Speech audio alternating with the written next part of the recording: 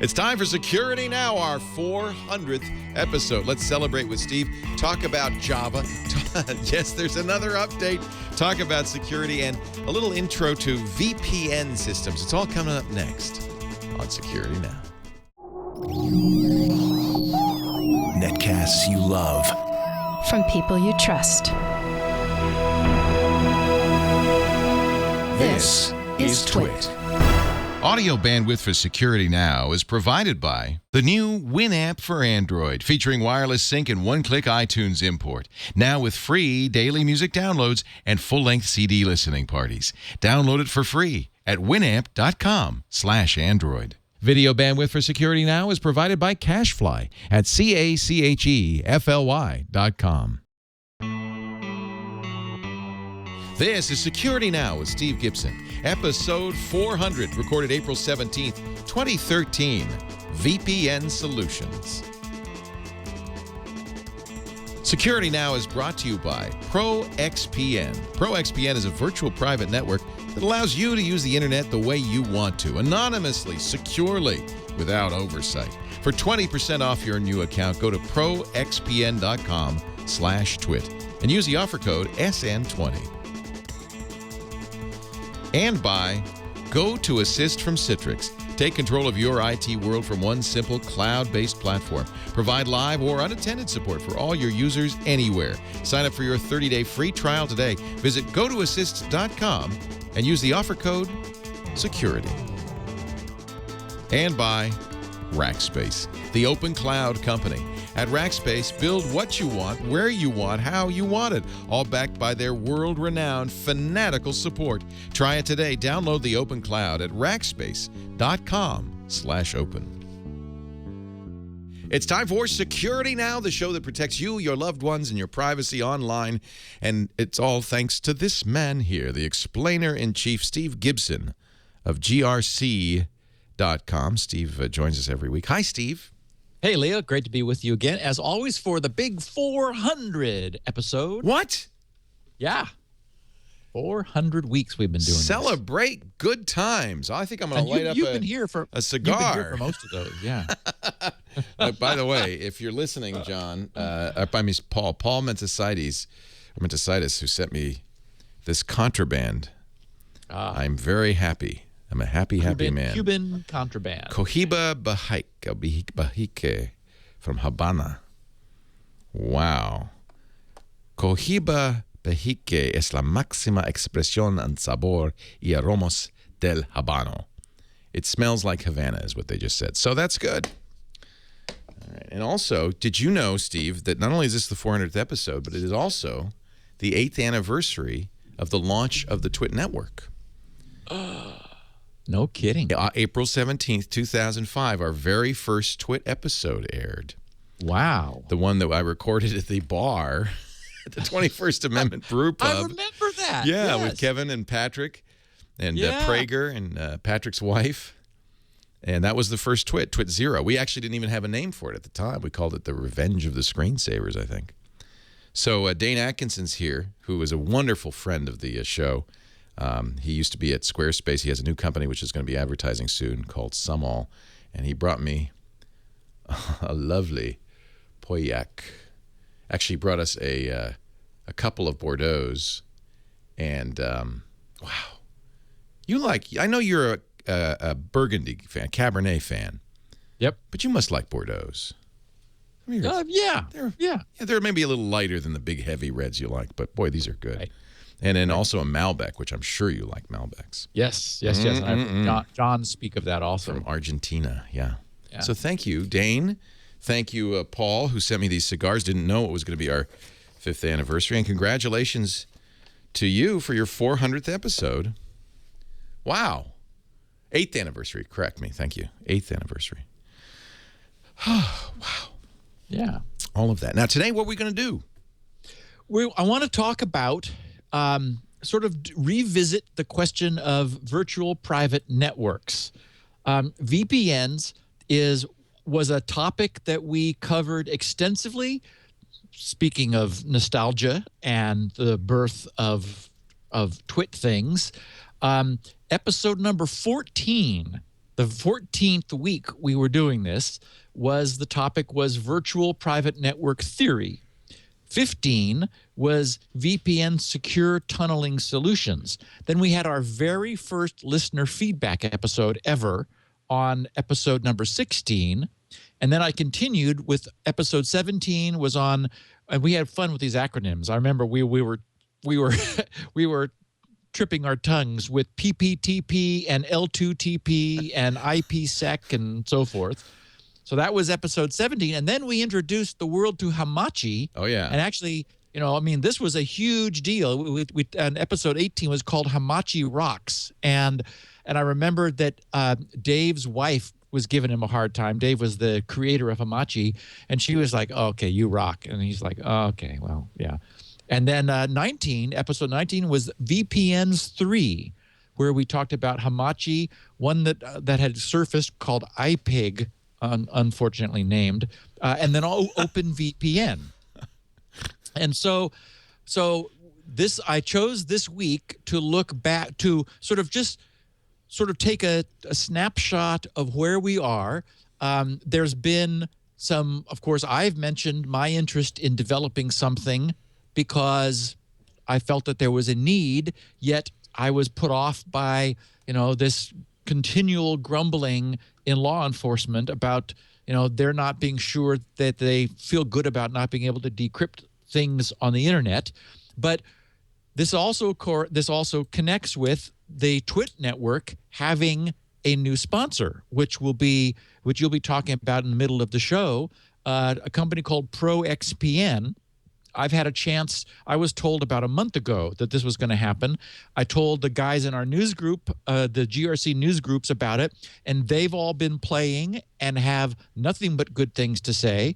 I've had a chance to do some reconnaissance, and I'm very pleased that we have somebody. I mean, to me, I think this is a perfect marriage of the show and a sponsorship, and one that, from everything I've seen, just looks like something we can, in fully good faith, recommend to our listeners. Good. So I wanted to sort of we haven't talked about VPNs almost at all since back then, episodes 14 through 18. So I wanted to sort of do that. There's been evolution in one important area, which is in the development of the flashable routers with DDWRT and the Tomato firmware, both which support OpenVPN, and this new sponsor of ours, ProXPN, is an OpenVPN solution provider. So it all really fits together synergistically. Good. And of course, this also ties in with the worry that people have had that their local networks may be spying on them. Remember, I introduced this notion of certificate fingerprints 2 weeks ago, where more than 40,000 people have availed themselves of that, about more than 2,000 a day now, this new service at GRC. And one way to thwart that kind of spying, if it's a concern, is actually the way to thwart it is with a VPN. So everything kind of all comes together here. So I'm really glad. And of course, we have a crazy week of news. Busy, busy, busy. I love that. Before we go too much farther, let's talk about GoToAssist. We'll save ProVPN for a little bit later in the show. ProXPN, I should say. Right. ProXPN VPN.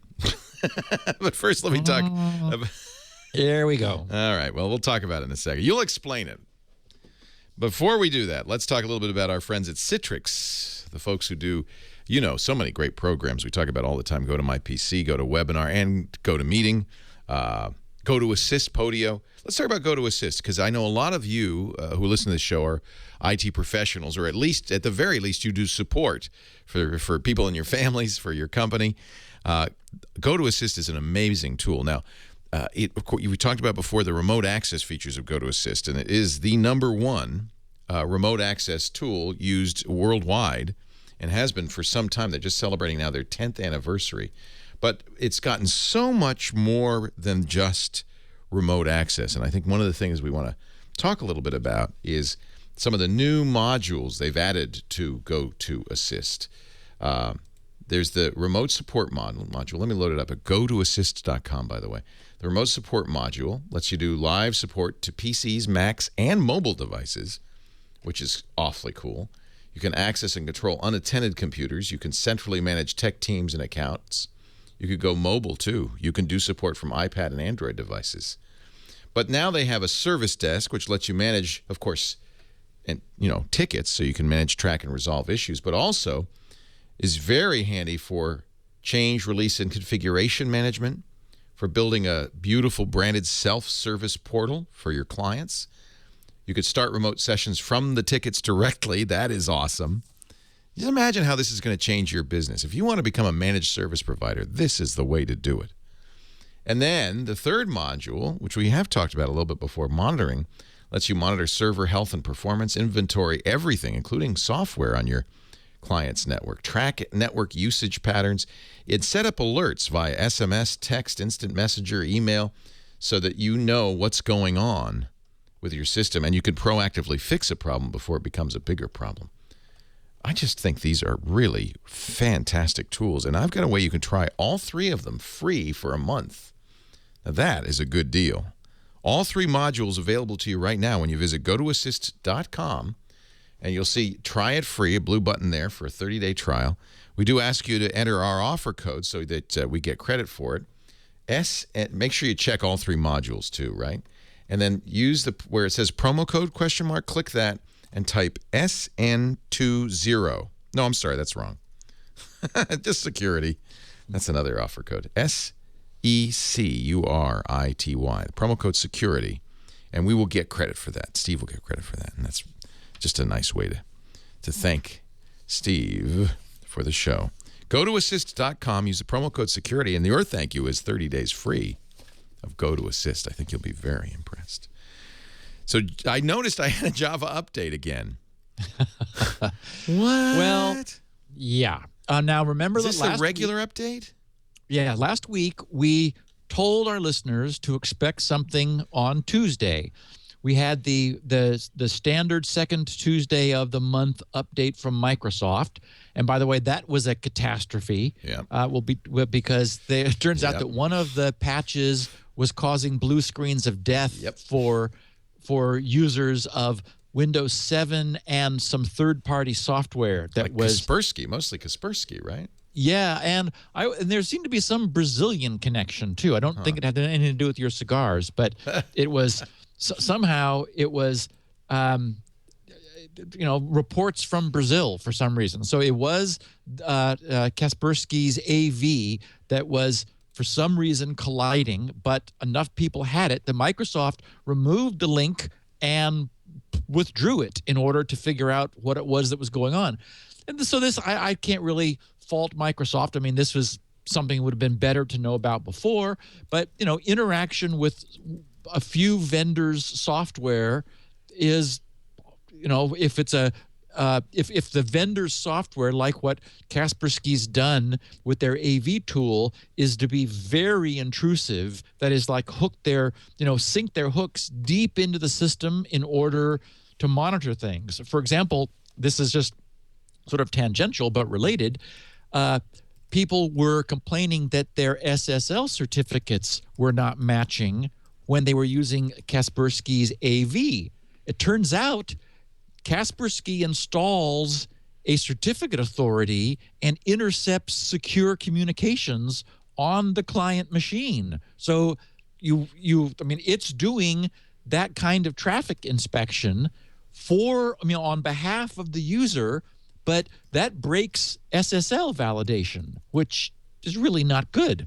For example, you're no longer going to see any of your enhanced, the extended validation EV certificates. Those all get lost because you've stuck an HTTPS proxy in your computer. But so that's an example of how deeply this thing is sinking its hooks into people's computers. And so you really can't fault Microsoft for doing something deeply which in some ways conflicting with some assumptions that third-party software made.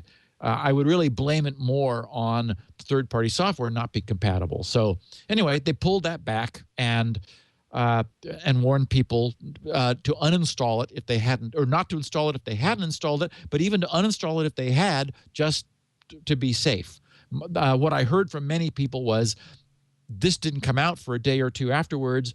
They had already installed the patch, being, responsible patchers, and everything was fine. So, for those where it didn't cause a problem, it's probably not going to cause a problem, but it certainly was a surprise for some people. But what happened with Java was big news. And last week we said, expect an update from Oracle on Tuesday, which was yesterday, April 16th. My favorite headline, I termed the oxymoronic headline of the week. And this was the Reuters coverage of this, Reuters news service. They said, and I love this, Oracle fixes 42 holes in Java to revive security confidence. It's like, what? I feel better. 32? Yeah, 42. 42? 42 holes, yes. And then it gets worse because the executive vice president, Hassan Rizvi, he says, he was quoted in this article saying, the patch fixes 42 vulnerabilities within Java, including, quote, the vast majority, which is to say not all, the vast majority of those that have been rated as the most critical. Why, almost all of them. Yeah.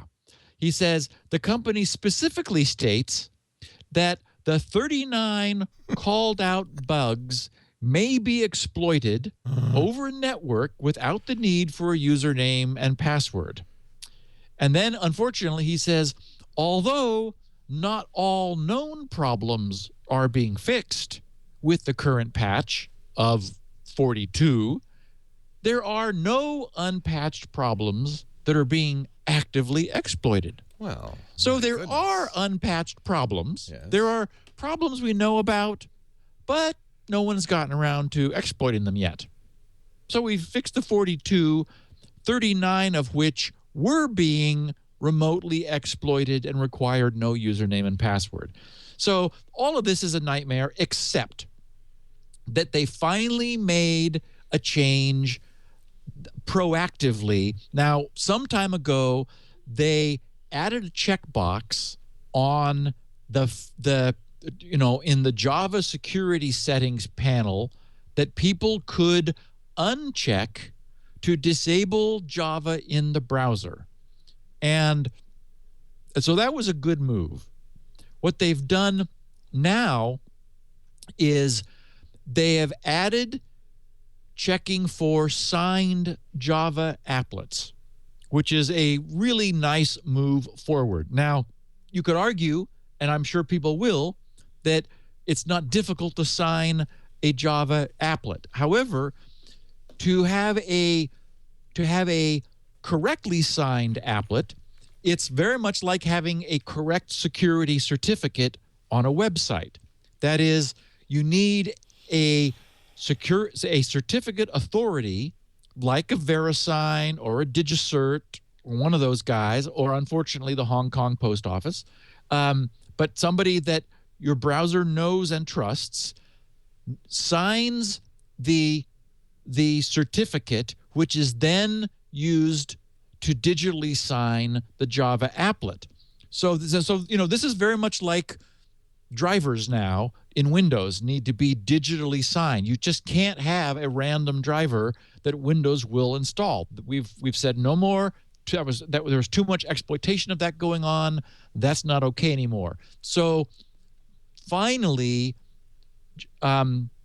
Oracle has added the same technology, very much like what Microsoft calls Authenticode. The apps that I've been publishing recently are all Authenticode signed, just because it's the right thing to do. You want people to be able to verify. Essentially, the operating system is able to verify the identity of the signer.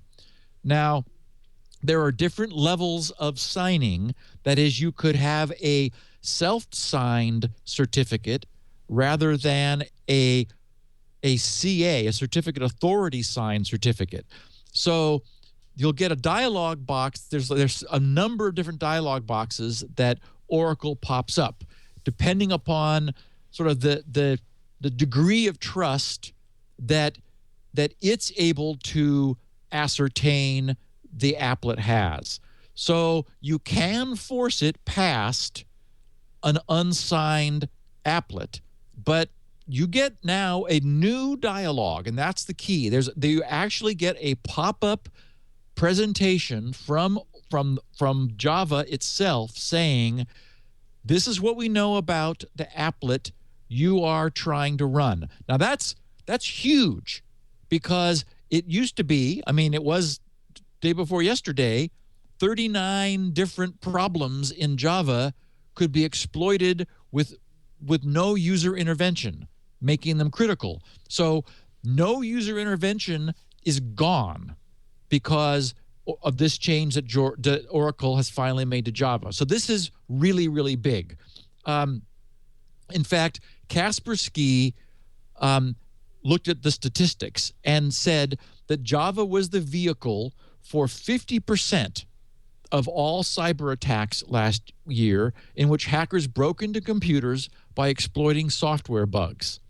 And that 50% was followed by Adobe Reader, which was involved in 28% of these incidents.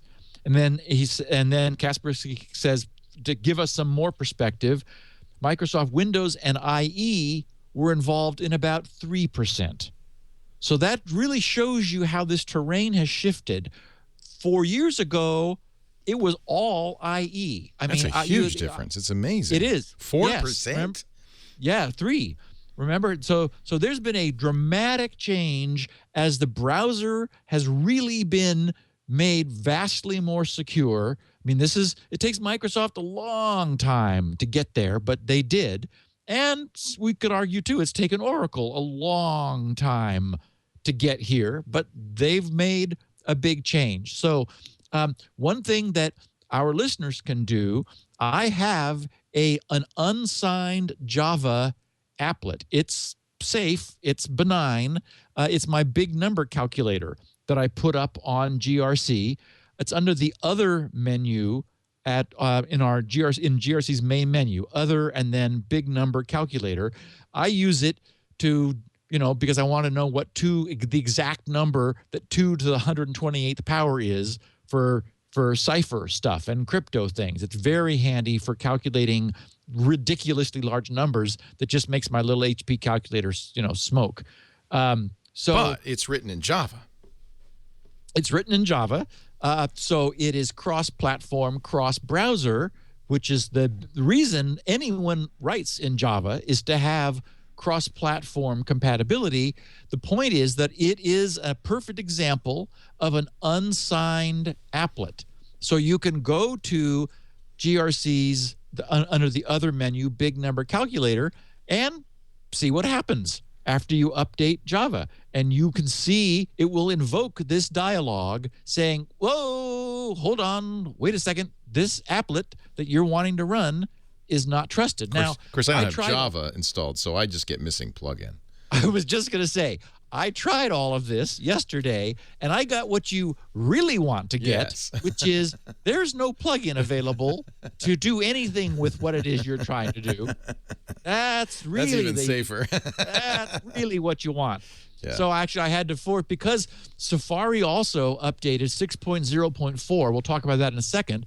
But so in order to experience that, I was forced to install Java on a MacBook and update Safari, because I wanted to see what Apple had also done, which was coincident with this. But I started off the same way, Leo. Oh, this requires a plugin that you don't have in order to go. It's like, yes, that's really the result that you want. So anyway, this will end up being huge. It is the fact that browsers would silently invoke Java behind users' back that was the problem. And Oracle kept having that checkbox on for the browser plugin by default. And when you install Java, it installs the plugin. So we were just going around in circles. Now, it is still a problem that there is a lot of old Java. Remember that we showed last week that pie chart, which was really disturbing with how much old Java there still is. And the old Java had no auto update facility. So the old Java is staying old, and it is staying in people's browsers who don't know any better. And so, this 50% isn't going to go down to 3 like IE has anytime soon. There just isn't a way to get those old ones fixed. The only thing you could do would be to have a site that used Java to fix old Java, but then people would have to go there to get fixed, and they're not going to a fix-it site. So, there just isn't I don't know how you do this except to, as I have said, for browsers to take responsibility, but they're also using old browsers. So these are just systems that are never being updated. They're old, and they're just going to be a problem until they collapse of their own age, I suppose. Hey, can I ask you a security? Oh, go ahead, finish. And I'm going to ask you when it's appropriate a security question. Yeah. Well, this is the right podcast for that. You're the right guy, right? So Apple also updated Safari and did something wonderful. They gave us the equivalent of no scripts per site blocking of Java. Now, that's not JavaScript, Java, natively in Safari. So Safari now has a site-by-site permission Java applet execution facility. When you do something with Java, and again, you can use GRC site as an example, as a test bed, you're able to, it brings up a dialog that is Safari itself does, saying, hi there, you wanted to run Java,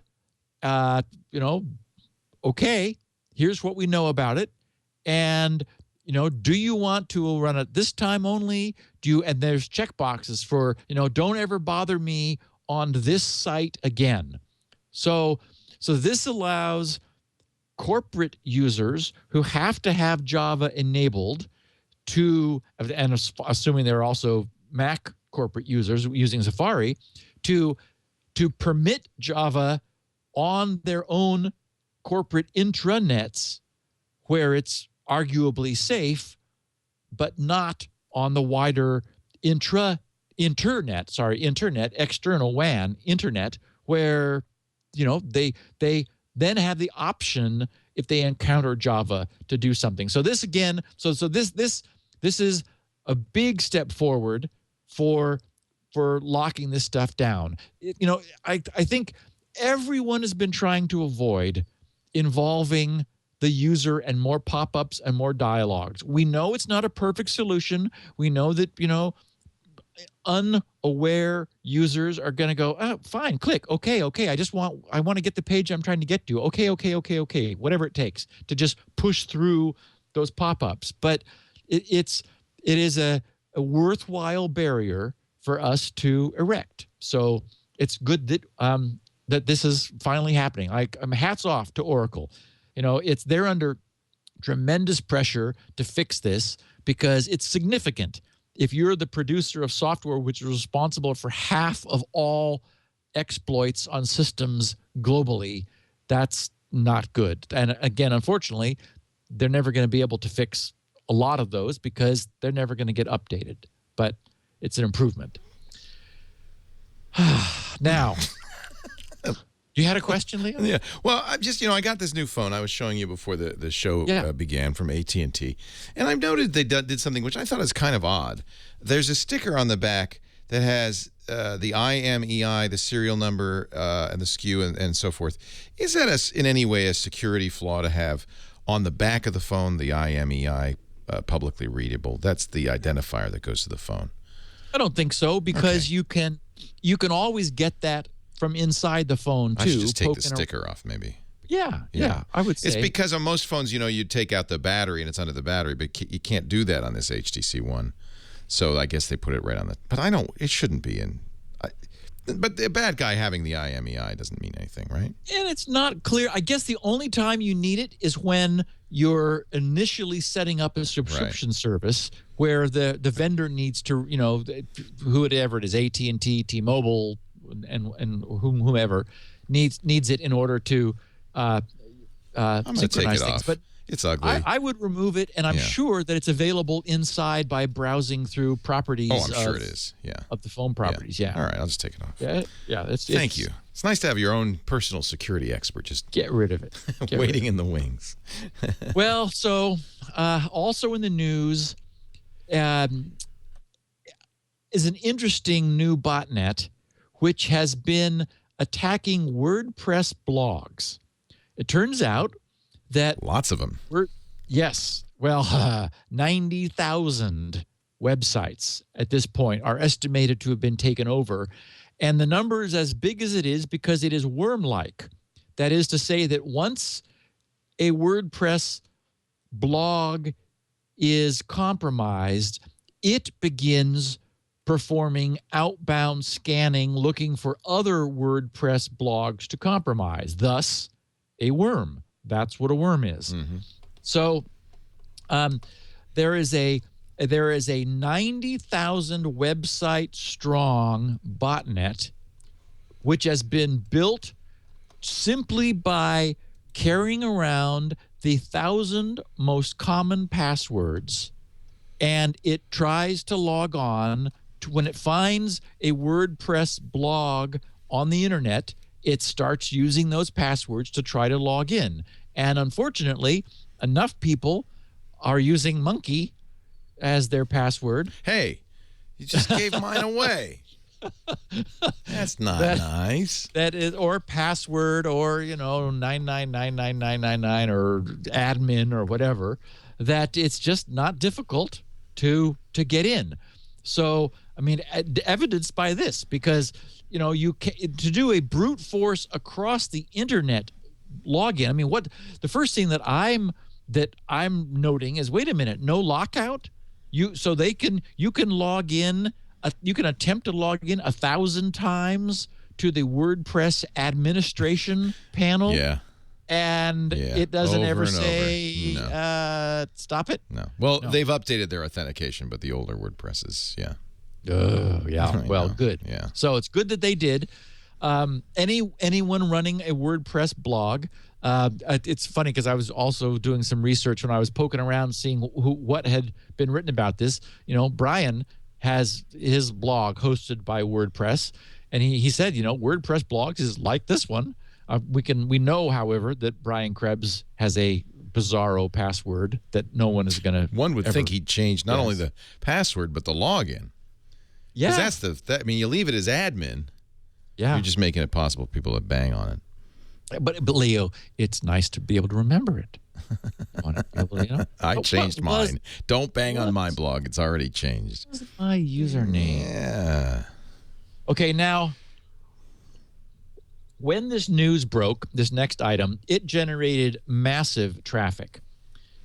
And it may not have been true as it was written. And, of course, the Register carried it. So they never updated their story with well, maybe we were wrong about this.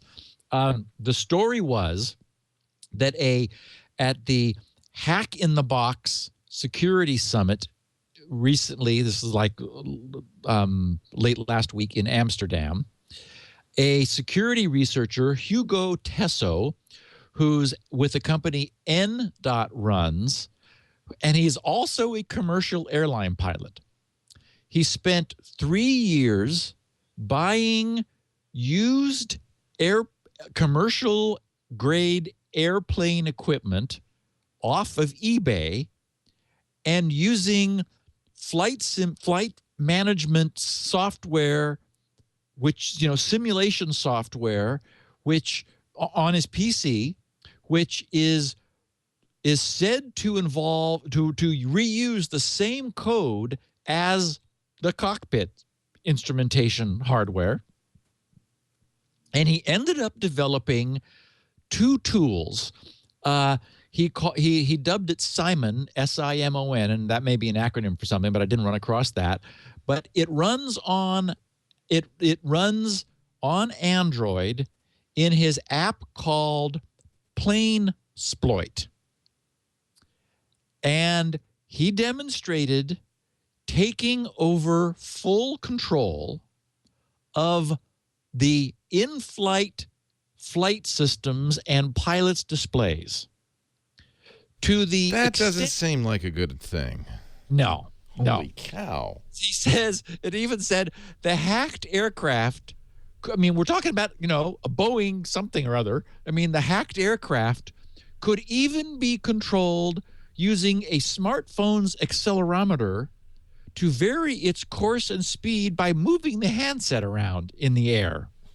So not only That's can like you, an RC plane. I was just going to say, not only can you control your quadricopter, four propeller floating platform, but you can also control the Boeing 707 that you're riding in at the time. The story goes that he looked at and Tesso's presentation says he looked at what's called the automatic dependent surveillance broadcast, which is a ADS-B, automatic dependent surveillance broadcast system that updates ground controllers on an aircraft's position over a 1 megabit per second data link. This has no security at all, he found, and could be used to at least passively eavesdrop on an aircraft's communications and also actively interrupt broadcasts or feed misinformation. He says also vulnerable is the Aircraft Communications Addressing and Reporting System, which is the acronym we've seen before, ACARS, A-C-A-R-S, the communication relay used between pilots and ground controllers.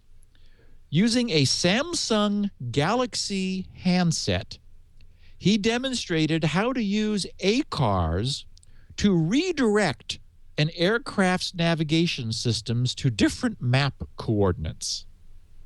And he said, quote, ACARS has no security at all. The airplane has no means of knowing if the messages it receives are valid or not. So they accept them, and you can use them to upload data to the airplane that triggers these vulnerabilities. And then it's game over, unquote. Excuse me.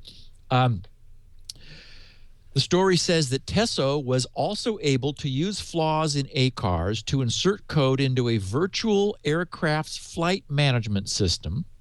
By running the code between the aircraft's computer unit and the pilot's display, he was able to take control of what the air crew would be seeing in the cockpit and change the direction, altitude, and speed of the compromised craft. So after all of that, I mean, this came out with huge, news coverage, just like, oh my God.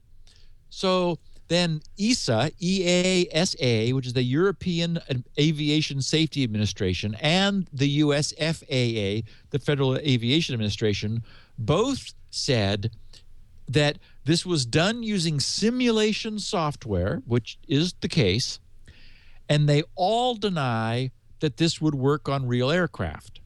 And their official statements read like total butt-covering mumbo jumbo. I mean, when you read what they wrote, it's like, okay, because they're all now actively working with Tesso and his Enron's security firm to understand what he did and whether, in fact, they are or not vulnerable. But it wouldn't be at all surprising to me, unfortunately, if what we're dealing with are pre-security conscious protocols that were designed 20 years ago, and we're still using them, and we have never retrofitted them because nobody wants to do what they don't have to do. And so my own take, looking at all the news, is that he found something, and that they're running around frantic. They're denying it because they have to officially to. Oh, and by the way, he deliberately did not disclose all of the details. He demonstrated what he had done and what he could, but being a responsible researcher, he didn't, publish the source code for everyone to go and see if they can, load plainsploit into their own Samsung Galaxy phones, and because they're not happy at about the airport they're going to be landing at. So, let's go somewhere else. What do you say? It looks like bad traffic on the freeway outside of that airport. Wow. Yeah. So I wouldn't be surprised if there is crappy security on this stuff, because unless you have to do it, we've had these systems now, these avionics systems, for decades, and why would they have bothered? If you have to upgrade everything, Leo, and isn't that a problem? Because it costs money, right? And if you won't do it unless you have to.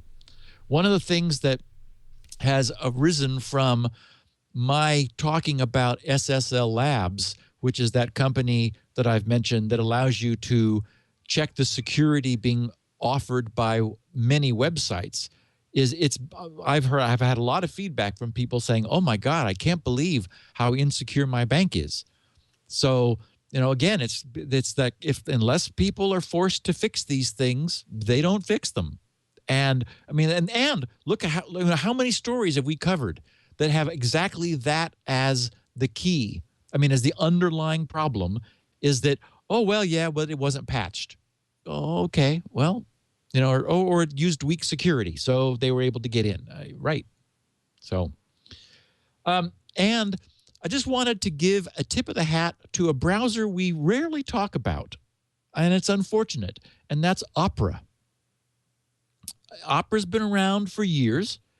We've talked about Opera Mini a couple times in various contexts, but I had an occasion to be using it because I've been doing a lot of work with certificate stuff recently, and in fact, I have a whole new breakthrough in verifying server certificate technology, like the sort of a next generation beyond the fingerprints concept, which is in response to confusion that the fingerprinting was caused by servers like Google and Amazon, where they've got their huge global networks and don't always return the same certificate. So I've removed Amazon, for example, from my list of default servers that we generate fingerprints for, and expanded a section at the bottom of the page explaining why you could get false positive mismatches. But in the meantime, I've completely solved that problem. So I have something new soon. But in the process, we were looking at public keys that certificates used. Firefox shows theirs, but IE showed a different one. And the problem is that Chrome reuses Internet Explorer's certificate management, so it was also showing something different than Firefox. And I was trying to, filter through the noise, figure out what was going on. And I thought, well, what about Opera? So I fired up Opera that, had been languishing for years, and it's very nice. And in fact, I wrote the numbers down. I don't have them in front of me, but Chrome now takes about 250 megabytes. When I launch Chrome with just www.google.com as a one tab, I'll watch memory drop by 250 megs. It has become a bloated pig. It is ridiculous. A 1/4 gig of RAM for a browser to show me a page with nothing on it? That's obscene. And by comparison, Opera is 50. So 1/5 the RAM consumption of Chrome. Chrome, and it's, I love Chrome. I know you do, Leo. I'm still using Firefox, and we watch Firefox so closely, we've watched them fight memory consumption. I mean, it's so easy for these things just to grow and grow and grow as they add technology, and it's difficult to keep that footprint down. Yet here's Opera, very quiet in the background and actually more secure than any of the others. I think I probably need to explain that in a future podcast, but as I've been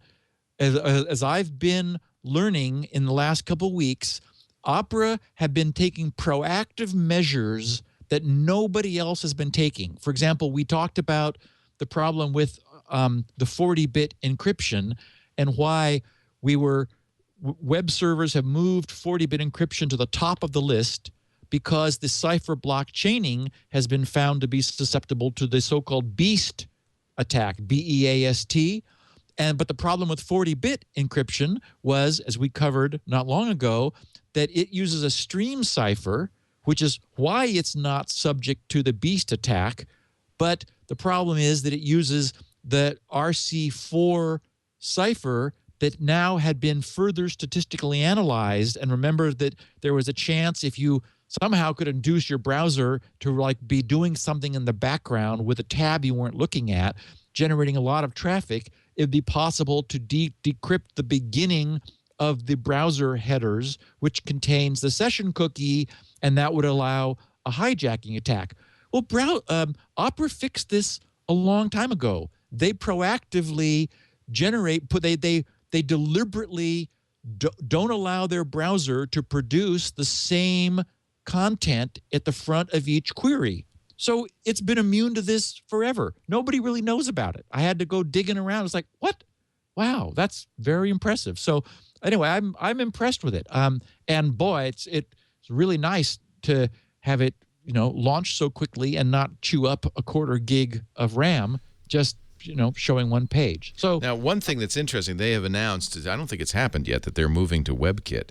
They're going to use a different engine on Opera. I don't think they're doing that yet, though. So all of it's the same engine that Chrome's based on. So all of your love, maybe. And that actually, we'll see what happens with that. You're right. Doesn't mean they'd be bloated because Chrome does other stuff.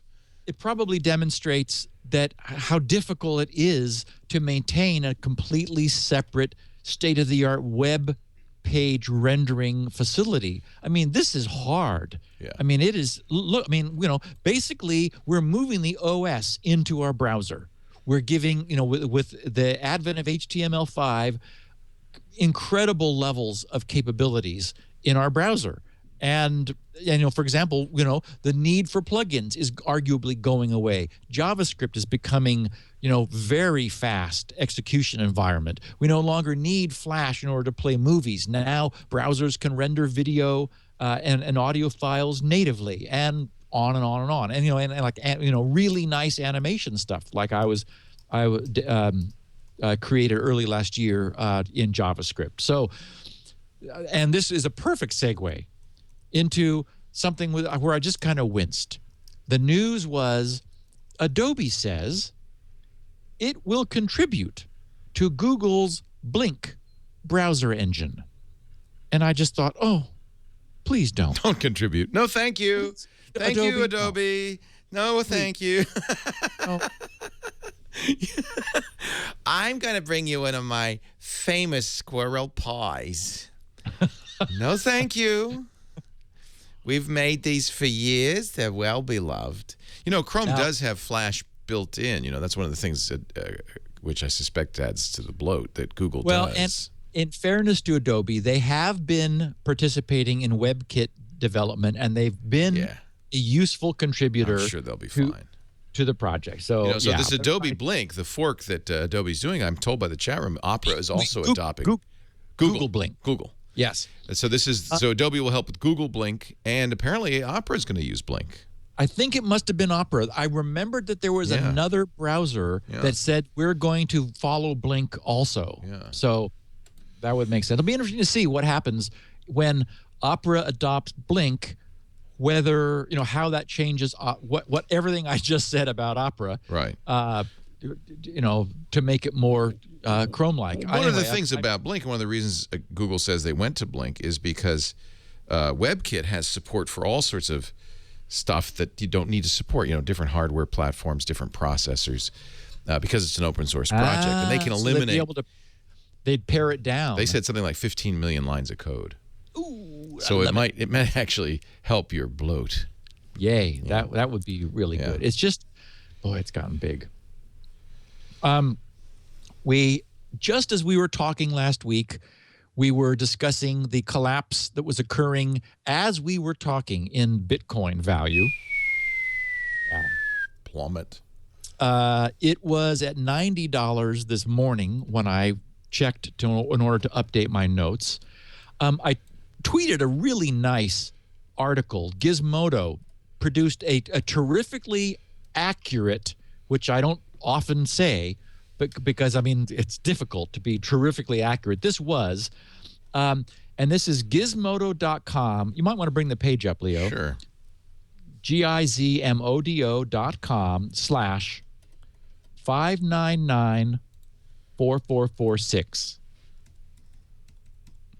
Okay. And to any listeners, so it's gizmodo.com/5994446. All right. It's just a nice page that explains what's happened in hardware, and tons, well, not tons, but 7 or 8 really nice pictures of crazy mining farms. Like the top of the image at the top of the page, you can click on that in order to get an enlargement, and it shows, I don't know, I didn't count them, but this vast array of little things, little boards, all cabled into some bizarre KVM octopod. 100 or so individual little things, all cranking away trying to solve hashes.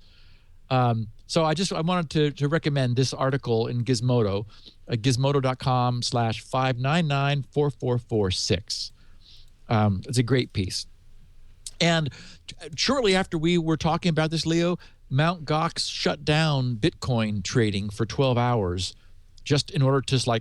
Didn't they have a security issue? Wasn't that what prompted the plummet? No, in this, they have had some, but in this case, it was following the value collapse in Bitcoin. They just said, okay, wait, we're going to like the market does, they just halt. Exactly. Halt on trade. And Mt. Gox is 70% of all trades go through them. So they're the big guy right now. This is my last mention of my weekly mentioning of the Schmoose box, which both you and I are Schmoose. They're oversubscribed. They've done very well by more than 50%. Yay. Yes, when I looked, they had $33,000. They were looking for 20, and we got only 46 or 45 hours left. So just shy of 2 days left. Then this shuts down. I'm almost wanting another one for home. And I definitely will have one at the GRC servers to do all kinds of fun things with. But since I know Mark, I'm sure I can get another one, so that'll work. But anyway, they are oversubscribed by more than half, and we're all going to get some Schmoosh boxes, whether we like what they're called or not. You can call yours anything you want. Smush. Okay, now this is the best thing. This is just funny. This is wonderful. The acronym is, and you may want to bring it up, the URL that you can see right there in my show notes, Leo. The acronym is Completely Ridiculous and Phony CAPTCHA That Hassles for Amusement. CRAPCHA. In other words, CRAPCHA. So CRAPCHA.com presents you with some really pretty funny CAPTCHAs. And for all of us who have been faced with these things where we're looking at it going, okay, I am definitely human. I checked recently, and I cannot type that in. I'm sorry. I don't know if that's a 1 or lowercase l because it's smushed in against the These are not intended to be entered by any human. Oh, obviously. no. You can't enter them. They're just wonderful, though. It's just somebody who said, okay, let's have some fun with this. So we will create the CRAPCHA, CRAPCHA.com. Everyone should just go take a look when you get a chance because it's very reminiscent of things we've seen. And you look at it going, okay, just give me another one. I'm not even going to try that. Coincident with today's I know they're great. I hate CAPTCHAs, and we already have established they do what is nothing. That black thing? Is it like a flying saucer? This is a smudge. It's a smudge.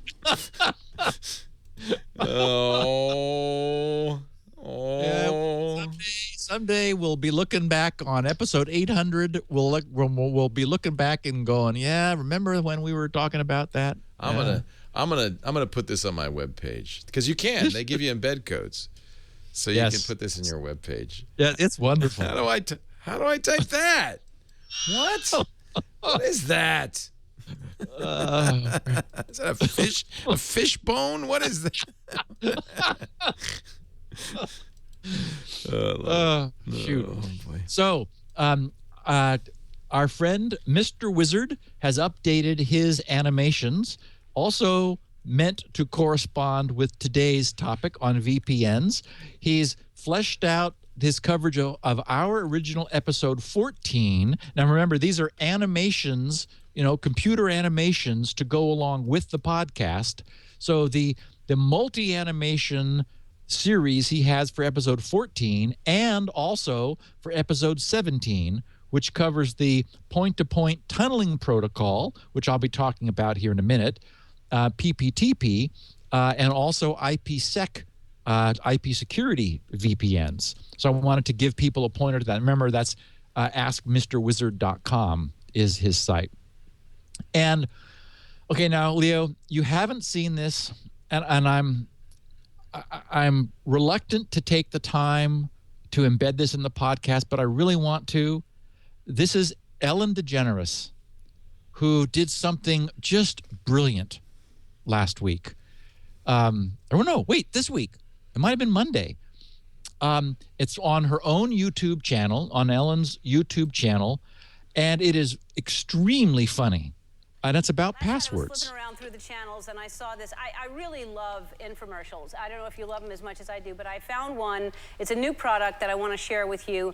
And, if you have a hard time remembering your online passwords, a lot of people have a lot of different passwords. This is going to solve your problems.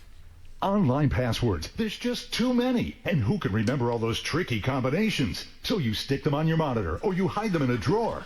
But not anymore. Introducing Password Minder, the personal logbook that takes the hassle out of passwords. Forget about sticky notes or scraps of paper, because Password Minder has been specifically designed to organize and safely store passwords. You'll find them in an instant and never lose a password again. It's like a notebook. Need to make a password? All it is an address. Add it to your Password Minder. The alphabetical listing organizes all your usernames and passwords. This is my for mom instant uses recall something and easy a reference. little less organized than I don't have this. to worry anymore about security or identity theft. I now have all my passwords in one place. It's great. If you have passwords, you need Password Minder. So call now and get your very own Password Minder book for just $10.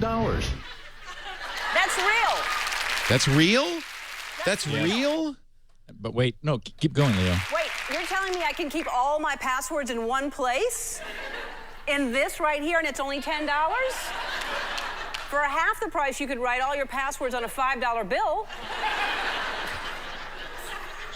This is insane. Does this seem safe to keep all your passwords in one place? In a place that's labeled internet password? Here, it's right I here. really thought this through Keep fully. going. I mean, what if someone gets their hands on your Password Minder? So I came up with this. It is Ellen's Internet Password Minder Protector. And what you do, you put it in here. You lock it. Actually, that's not so bad. You close it,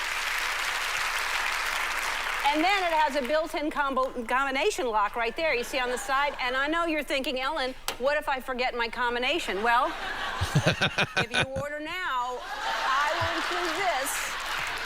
You can put it in there. It's the Internet It's Password the Minder. Protector Minder. Protector Minder. A little book to put your Code One in. place to keep your password minder protector combination. And I have one more special offer. If you don't feel like writing down your passwords, send them to me. And for $10, I'll write them down for you. Don't worry about sending me your credit card information. I'll figure it out. Oh, my God. Can you believe it? Oh, that's pretty good. I love it. I love it. You know, anyway. I've been doing that with my mom today, this morning. She has all of her passwords in a document on her desktop called passwords.doc. And on her computer. And by the way, your mom is so sweet, Leo. I saw her sitting in your She's studio last week. Wonderful. So what we've been Yes. doing, and it's an interesting experiment. I installed LastPass on her computer, and we're going to put it on her phone and her iPad as well. And I said, okay, now you only have to remember one password from now on, Mom. But you do have to remember this one. She starts to write it down. I said, no. You have to remember this one, and everything else will be safe. So she starts. So I said, so we came up with a process, a mnemonic process that she can recreate her password each time. I won't go into details about how Yeah, we because do it. your name is not long enough for her to use as her password. Oh, you don't even want to know what she uses. It's a dictionary word. That's the that's the password to protect your computer, and then on the computer there's passwords.doc. So it's not so secure. Anyway, we're putting all the passwords in there, and then one by one, slowly over time, she's going to go to her websites. We changed the bank password, changed the passwords to something generated by LastPass, something long. Good. Her bank will only allow letters and numbers less than 15. But so we did that. But everywhere else, I said, make sure you have letters, numbers, upper and lower, special characters, and let's make everything 16. Because why not? Make it 16 characters because you don't have to remember it. So let's make it nice and long.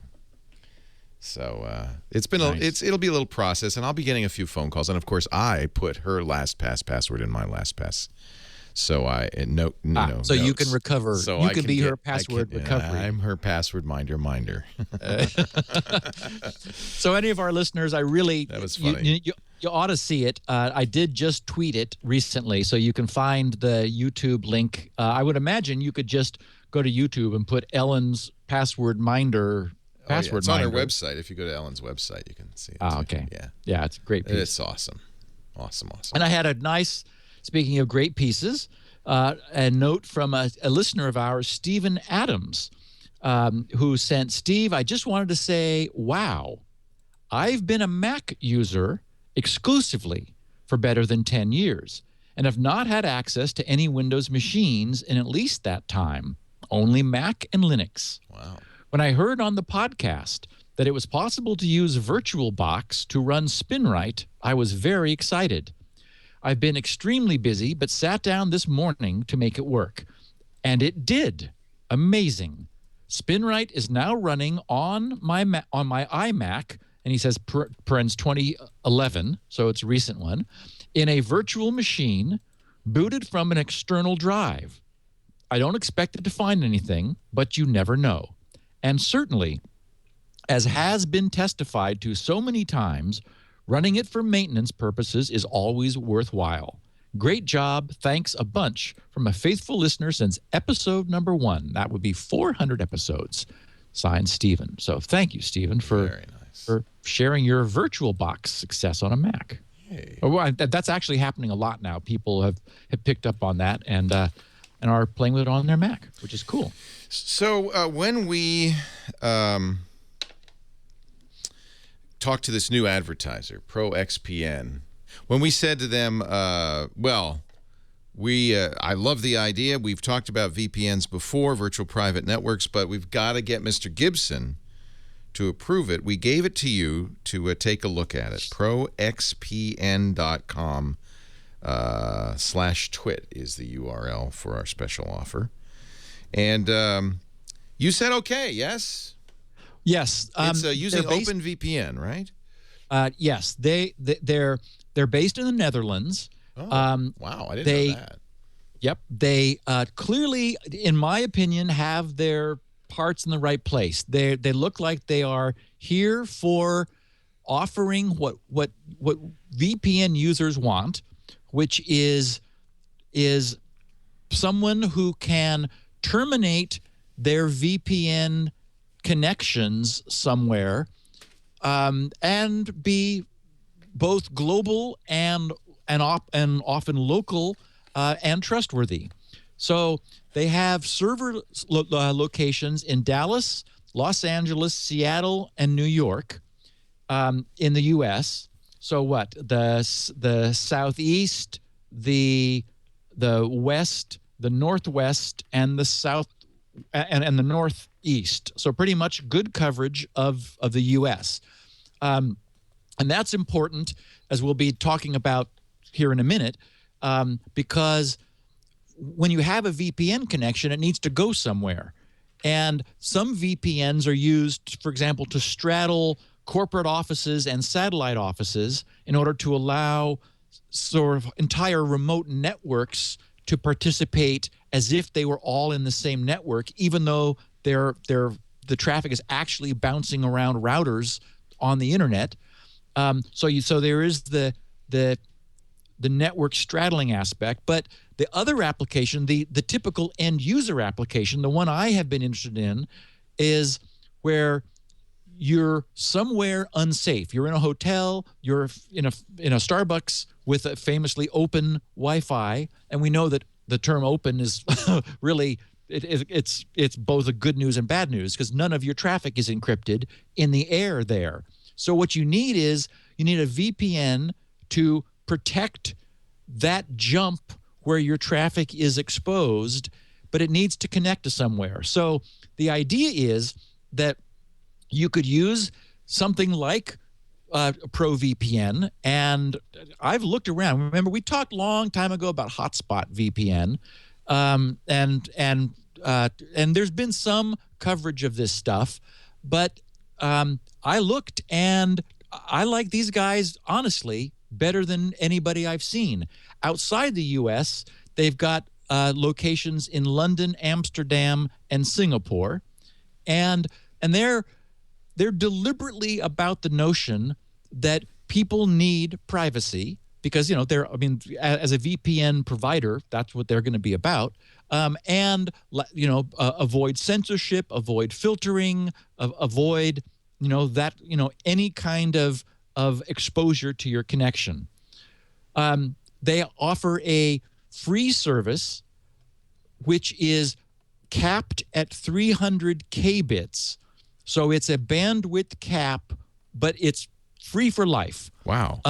That's really good. I mean, and 300 kilobits is enough for when you're at the coffee house and you want to check your email or you want to do some browsing. It's not enough for streaming, but it's enough for basic internet access. Yeah, That's well, great. and I like it too, because it allow, and clearly this is meant to be a loss leader. It's to get people in for the full version, to get people into the fold. Now, if you do the free service, that's OpenVPN only, meaning that specifically, so it's both bandwidth capped and only the OpenVPN support. When you subscribe to their service, which they show it as $625, I think it is, $625 a month, and that's $75 a year. But apparently you can get it on a month-to-month basis, so like $625. And they support both credit card and PayPal, so they do allow you to use PayPal to keep your credit information safe. And for first-time signers, they offer a 7-day money-back guarantee. So you can sign up. You could use it. You could sign up through PayPal and try them for a week, and just say after a week, contact them and say, this isn't what I expected, or I just wanted to see what it was about. I really didn't want to go any further. Please, please refund my $625, and they'll do so. They've, I'll be talking a lot here in a minute about OpenVPN itself. It happens to be what I'm using. I have OpenVPN clients installed on all my laptops, and I run OpenVPN servers both in my home network and in the GRC network. I mean, it is that secure. It is that safe. I have OpenVPN servers running, protected by certificates, and so I mean I'm confident in it being safe. Well, let me do the ad, and then yes. Thank you for the checking it out. So it's a global VPN, which is nice. Works with almost any internet connection. You're getting a secure encrypted tunnel through which all of your online traffic passes back and forth. You notice that it's using a 2048-bit encryption key, and the tunnel itself is 512 bits. Yep. Which is adequate, right? Yep. Okay. It's actually way more than adequate. More than adequate. Yeah. Any online application, including your web browser, your email, your file sharing, basically everything, instant messaging, is all going through that encrypted tunnel. So everything you're doing while you're using ProXPN is hidden, even disguising your physical location as it passes to their servers. They do offer for the paid version PPTP as well if you need to use that. So, I mean, there are lots of reasons you might want to use this. You don't have to worry about your ISP's 6 strikes rule. You can eliminate any concerns about filtering, blocked websites, bypass geographic restrictions. They have Tor support also. Tor support. Software for Windows and Mac gives you more advanced control. For instance, you can select the programs and ports you want to route through ProXPN. But it also works with iOS, Android. There's no app required for that. World-class support. So here's the deal. We're going to give you 20% off. Ooh. You get the free. You can do the free version up to 300 kilobits. But if you want to do the paid version, go to proxpn.com/twit. proxpn.com/twit. As you mentioned, normally $75 for an entire year for the pro version. If you go month to month, it's $10 month to month, $9.95 a month. But our special offer will save you 20% off the lifetime of your account forever, not the first year. Wow. Forever. It's SN20. So at that point, using the yearly plan, you're talking $5, less than $5 a month. And of course, you cancel within 7 days, as you mentioned, for a full refund. So 20% off for life. proxpn.com/twit.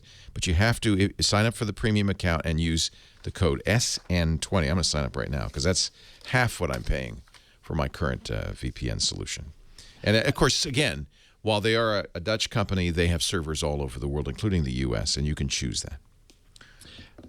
Okay, so a couple clarifications. In fact, we'll just start talking about VPN stuff now. Good. I'll take down the lower third, and you may go. The PPTP protocol is not OpenVPN. So there's two that they offer. You only have access to OpenVPN for their free service. The reason the paid service gives you both is that what you really want for mobile, unless you happen to have an OpenVPN client in your mobile phone, but people don't right now, but iOS supports PPTP VPN natively, as does Android. So that's why they offer it. Yes. I get it. So exactly. So you sign up and you get unlimited bandwidth globally for both protocols, OpenVPN, which you would install and use on any Mac or laptop or even on your home machine. I mean, if you wanted to do stuff that your ISP couldn't see, that nobody could see, where suddenly your location was no longer where you are, but whatever server you have chosen to use, you can install this on your regular desktop system at home and VPN all of your network use through ProXPN. And at the same time, when you are at Starbucks with your iPad or your iPhone, where you're using their Wi-Fi connection, which is not secure, you can go right into the iOS control panel. There is built-in support. There's like a VPN, and you choose one of 3 types. PPTP is the middle type. Put in your username and password, and you're connected through through your mobile device with no additional client needed. And so that's why that's so very cool. Now, okay, so let's see. As I was saying before, the whole concept is one of tunneling, and I would recommend, if any of these terms that I use are foreign to people, we really, back at the dawn of this podcast, episodes 14 through 19, covered this technology very carefully. But the idea is that you can establish a connection between endpoints, that is between you and somewhere else, or also, as I mentioned, between two complete networks with multiple systems. You establish a connection. And then in the same way that our browser uses SSL to encrypt the data which is flowing through that connection, including the use of certificates, which provide strong authentication that that someone connecting to you actually is who they say they are. You establish an encrypted channel, and then the regular network traffic is pushed through this tunnel, so that the world can see pseudo-random noise passing, through the air if it's Wi-Fi, or out of your cable modem and through your ISP. It's exactly as if you had a secure connection to a remote website over SSL, but in this case, the link is using encryption, yet all of the network traffic, whether it's encrypted or not, is encrypted. And so that's the key. Non-encrypted network traffic, like email, which is often not encrypted. Also your DNS use. Remember that when even though you may be going to websites which are SSL, you are often making queries to DNS, and DNS is not encrypted. It uses UDP protocol, and so anyone monitoring your use of DNS is able to see which domains your computer is looking up. And that's why this notion of all of your network traffic being funneled is crucial, because that means that when your computer looks up DNS, that query goes out through the encrypted tunnel to the other end, comes out, goes and finds a DNS server, gets the answer, and sends it back to the encrypted tunnel, so that essentially you just completely go dark relative to any external network traffic that your computer may have. So there have been many VPN technologies that have been developed over time, because this concept of creating a secure tunnel is it's fundamental to it's like a fundamental technology of what we could do once we have a public network. And we're saying, well, it's nice that we have a public network. Look how amazing it is. But for example, a corporation might want to have satellite offices, and rather than having their traffic insecurely go across the internet, they might want to essentially graft their satellite offices onto the main corporate network. So a VPN connection between a VPN server in the corporate environment and a remote satellite office essentially gives everyone in that remote network IP addresses on the corporate network. So think about that again. So it's not like you have separate IPs. You're actually grafting all of the network traffic across the internet as if you were plugging into a router or a hub at the corporate headquarters. And so similarly, when you bring up a VPN link, your computer's IP address changes to an IP that is assigned to it by the other end of the link.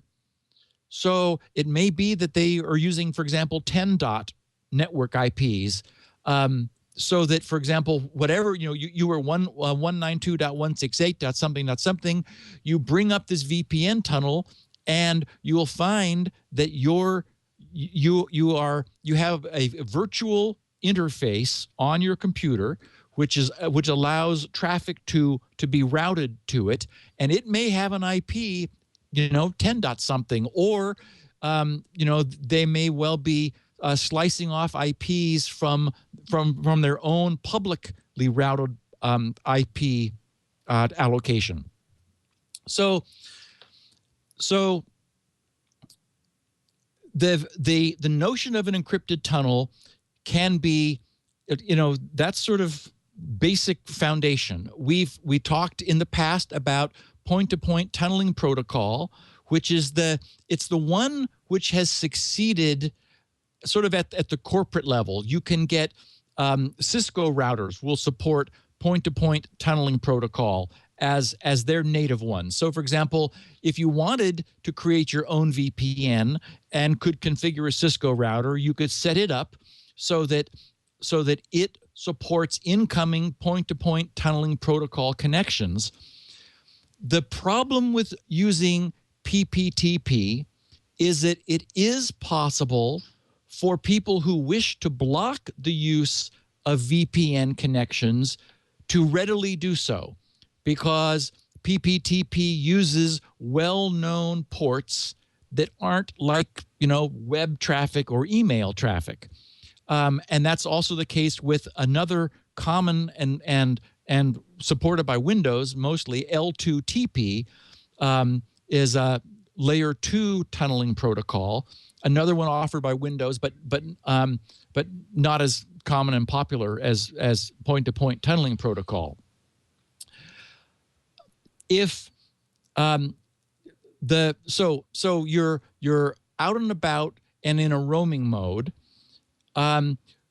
you have a couple choices. One would be that you connect to a service provider, an open VPN service provider using OpenVPN. But yet another possibility, or something that gives you some additional flexibility, is it's now possible to use OpenVPN servers that are built into any of the firmware that can be flashed into consumer routers.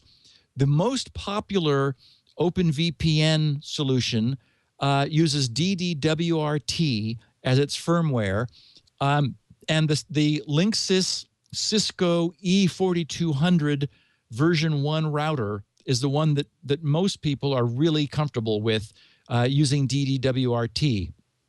Over on the Tomato side, the Tomato firmware, ASUS has a router, the RTN66U, uses the Tomato firmware, and people are liking that best for OpenVPN. So the idea there would be that if you're using DDWRT or Tomato on one of the routers that supports it, and you've got it set up and compiled with OpenVPN, then your router itself is a server offering OpenVPN connections from the public internet. So you have a choice of, for example, if you're out roaming around, you could use a VPN service like ProXPN when you want anonymous access to the world. But then you also have the flexibility with the same OpenVPN client to connect securely to home, and then your system, wherever you are, becomes an extension of your home network. You are on your home network. You get a 192.168, home IP, and you have it's like your computer were plugged into your hub, and with complete security. So, for example, you could connect to there and print something on your home network printer, or if you've got file sharing and a bunch of shared directories, or you've got your NAS, your network attached storage box there at home, all of those resources become available to you using an OpenVPN client on a system that supports it, and an OpenVPN endpoint server in specific router firmware that has been flashed. There are routers you can get now that are pre-flashed with the DDWRT and the Tomato firmware, so that you're able to use them without going through the flashing process if you're not comfortable doing that yourself. But what we've seen is we've seen over the last 8 years that the OpenVPN technology has continued to mature and become extremely stable. I mean, it's, as I said earlier, it's the VPN solution I have chosen and I am using. I don't roam often away from home, but for example, all the times that I've been up doing the podcast from Leo's place, I've been able to check in, and a couple of times I've had some server issues while I was out roaming, and I had to connect into my network at level 3 and be there as an admin. And so OpenVPN was the way I did it. We'll be back with more Steve in just a bit, but first a word from Rackspace, the big OpenStack conference going on right now. Everybody's talking about OpenStack. Rackspace helped bring it to the world. They co-founded OpenStack. They run the world's largest open cloud. They are the best, whether you're looking to host a website, database, your app. Rackspace is amazing. Their fanatical support. And you know what's great about Rackspace? They're open. They're open. You don't want to go to a company that's offering proprietary solutions because that's lock-in. You want to be able to move around. You want to use open source, open standards. You want to be able to run your OpenStack cloud anywhere, at Rackspace or somewhere else, public or private, on-premise even. You want to try it? You can go to rackspace.com/open and download the Open Cloud now. It is truly a great company, and I love their support of open software, and freedom in the sense of you're free to move around. Rackspace is amazing. Take a look. Rackspace.com/open and check out the OpenStack right now. We really want to thank Rackspace for their continued support of the Twit Network and especially security now. Nice job, Rackspace. Sorry, Steve, didn't mean to interrupt. Let's get back to talking about VPNs. So that's the whole story, Leo, about where we are these days with VPNs and all the many options which are open to people, both using OpenVPN and PPTP. We've got a Q&A episode next week. Great. And so I would encourage our listeners who are interested, who may have been waiting for the right VPN service to come along. From everything I've seen, ProXPN looks like the right solution. And me, I would not be saying this unless I had checked them out and believed it. I see no downsides. But if anyone has questions or feedback or experiences, grc.com/feedback, and maybe we can talk about them next week. Excellent. When you're at grc.com, make sure you check out, of course, all the great stuff Steve gives away, including Shields Up. And don't forget, of course, to buy a copy of SpinRite right now. Make a yabba dabba do. Yeah. Episode 400. Congratulations, Steve. That's fantastic. By the way, we do this show every Wednesday, 11 a.m. Pacific, 2 p.m. Eastern, 1800 UTC on twit.tv. Watch live. You'll see some interesting things you won't see in the edited version. and of course, if you can't watch live, you can download a copy anytime, twit.tv/SN, or get those 16 kilobit audio versions Steve makes available, plus pure text transcriptions, the smallest version of Security Now, on his website, grc.com. Thank you, Steve. Thanks, Leo. Great to be with you, as always, and we'll talk to you next week. Take care. Happy 400th. Yeah, thanks. I'll send you a Cohiba. Security Now.